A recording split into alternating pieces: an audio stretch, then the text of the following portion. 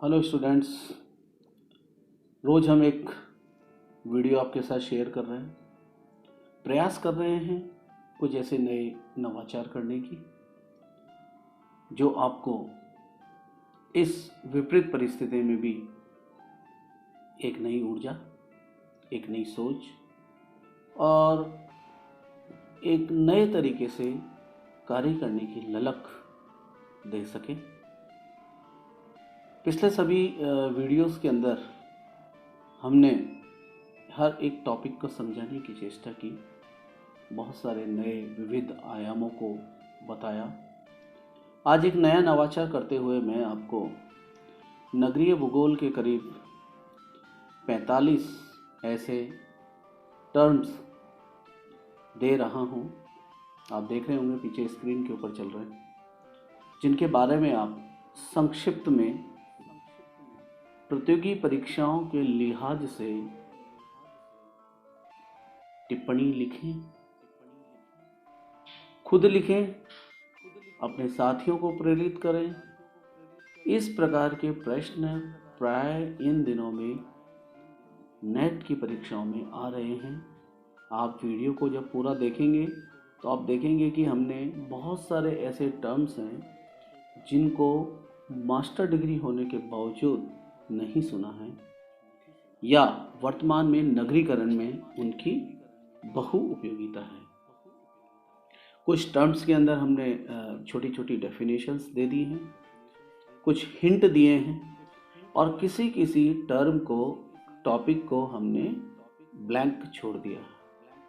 आप इंटरनेट की सहायता से, बुक्स की सहायता से टर्म्स के बारे में 4 से 5 लाइनों में अथवा उससे आने वाले ऑब्जेक्टिव क्वेश्चंस जो प्रतियोगी परीक्षाओं में आते हैं उनको इस वीडियो के साथ लिंक्ड ग्रुप पर शेयर करें। जब आप इसको शेयर करेंगे तो 2 चीज़ें इम्पोर्टेंट होंगी। एक तो आपका सर्च करने के बाद उस टॉपिक के ऊपर कॉन्सेप्ट क्लियर होगा, आपकी मेमोरी में ये बात फिट हो जाएगी कि ये टर्म हमने यहाँ से खोजा था। जब कभी प्रतियोगी परीक्षाओं में उस बिंदु से संबंधित कोई प्रश्न आएगा तो आपको निश्चित रूप से, ये मैं आपको फिर बता रहा हूँ कि आजमाया हुआ तरीका है, आप डिक्शनरी की सहायता से भी इन टर्म्स के ऊपर काम कर सकते हैं। अंग्रेजी में मेरे देने का उद्देश्य सिर्फ यही है कि आप देवनागरी भाषा के साथ साथ अंग्रेजी में भी इन टर्म्स का यूज करना सीखें, क्योंकि कई बार हमने देखा है कि बहुत सारे टॉपिकों में अंग्रेजी वर्जन में ही देवनागरी लिख दी जाती है, अर्थात उसका रोमन वर्जन लिख दिया जाता है। जैसे प्राइमेट सिटी, अब प्राइमेट सिटी भी वैसे ही वर्ड यूज आ रहा है जैसे प्राथमिक नगर। तो आप थोड़ा सा, यदि मास्टर डिग्री के स्टूडेंट हैं और वाकई भूगोल में कुछ करना चाहते हैं तो आप प्लीज़ इन टर्म्स को, इस टर्मिनोलॉजी को अंग्रेजी और हिंदी दोनों भाषा में सीखें।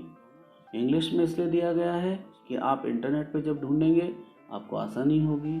जब आप इसको समझ लेंगे 4 से 5 लाइनों में, किस व्यक्ति ने इस टर्म का यूज किया है, थ्योरी किसने दी है, कॉन्सेप्ट क्या था, किस देश के लिए या किस सिटी के लिए लागू होती है, उसके एग्जाम्पल्स, और 1 या 2 लाइन में उसकी छोटी सी डेफिनेशन। 46 टॉपिक्स आपको दिए गए हैं, कुछ और ब्लैंक पेजेस मैंने वीडियो के लास्ट में आपके लिए छोड़े हैं। यदि कुछ और टॉपिक्स हमारे छूट जाते हैं तो फिल इन द ब्लैंक्स आप वहाँ रखिए। मैं गारंटेड आपको ये बात कह रहा हूँ कि यदि आप एक दिन इन 46 टॉपिक्स के साथ मेहनत कर लेंगे तो करीब करीब आप 70 से 80 टॉपिक्स ऐसे बिंदु, ए 1 वर्ड आंसर हो सकता है, 1-2 लाइनों में डेफिनेशन हो सकती है, कोई थ्योरी का कॉन्सेप्ट हो सकता है। ये सब आप जब छोटे छोटे बिंदुओं के रूप में करेंगे तो प्रतियोगी परीक्षाओं में नगरीय भूगोल से कोई भी प्रश्न आपका छूटेगा नहीं। क्यों?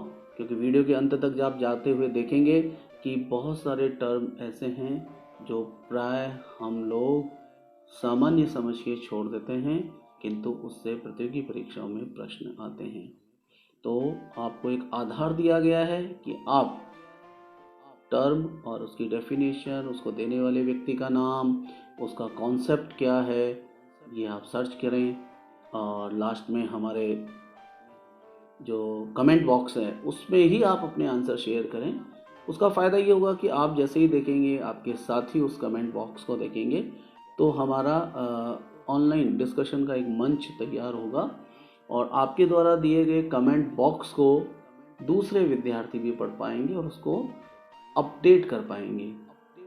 देखिए प्रिय विद्यार्थियों, हमने ऐसा शिफ्टिंग एग्रीकल्चर वाले एक वीडियो के अंदर किया था और आप देखिए कि मैंने 5-6 शिफ्टिंग एग्रीकल्चर्स वर्ल्ड वाइड उसको किस किस नाम से जाना जाता है वो बताई और स्टूडेंट्स को एक टास्क दिया एंड लास्ट तक अब करीब करीब 40 प्रकार से 40 देशों में शिफ्टिंग एग्रीकल्चर को क्या कहा जाता है वो बच्चों ने सर्च करके वीडियो के कमेंट बॉक्स में या हमारे व्हाट्सएप ग्रुप के ऊपर शेयर किया।